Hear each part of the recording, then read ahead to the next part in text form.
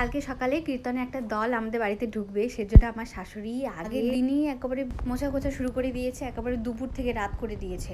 মাটি একেবারে পাকাটাকেও সিমেন্ট দিয়ে একেবারে মুছে দিচ্ছে। এটা হচ্ছে পরের দিন। এখন আমাকে 4টার দিকে উঠিয়ে দিল ঘুম থেকে, তারপরে উঠে স্নান টান করে আমি ছোটো মোটো কাজগুলো করলাম। তারপরে আমাদের কীর্তনের দলটা চলে আসলো, তারপরে বাড়িতে কিছুক্ষণ কীর্তন করে আমরা চলে গেলাম একটু মন্দিরটাকে একটু দেখতে। এমনি তো বর আর শাশুড়ি যায়, রোজই যায়, মানে মাঝে মাঝে একটু বন্ধ যায় হয়তো, কিন্তু আমি যাইনি কোনোদিন, তো ভাবলাম যাই আজকে, উঠলাম যেহেতু। তারপর ওখানে কিছুক্ষণ কীর্তন করে 1-2টো বাড়ি ঘুরে তারপর আবার আমাদের বাড়িতে নিয়ে আসা হয়, কারণ এখানে ফল টল অনেক কেটে রাখা হয়েছে, ফল প্রসাদ সবাইকে দেবে। তারপর প্রসাদ রেডি করে সবাই মিলে আমি সবাইকে হাতে হাতে দিয়ে দিলাম প্রসাদ। তারপর সবাই চলে যাওয়ার পরে আমার শাশুড়ি আর শ্বশুরও একটু জমিতে গিয়েছিল, সেজন্য এই যে আমার এখন বাড়ির কাজ শুরু হয়ে গেল। পরে কিছুটা কাজ এই মুছে টুছে পুজোর যেগুলো বাকি ছিল ওগুলো করলাম। তারপর পরে শুনতে পারলাম যে বাড়ি আজকে সবাই উপোস থাকবে, শুধু আমি বাদে। আমি তো অনেকটা টেনশন ফ্রি হয়ে গেলাম যে যাক, এখন আমি তাহলে আর রান্না করছি না, একেবারে দুপুরে বা বিকালে যখন আমার খিদে পাবে।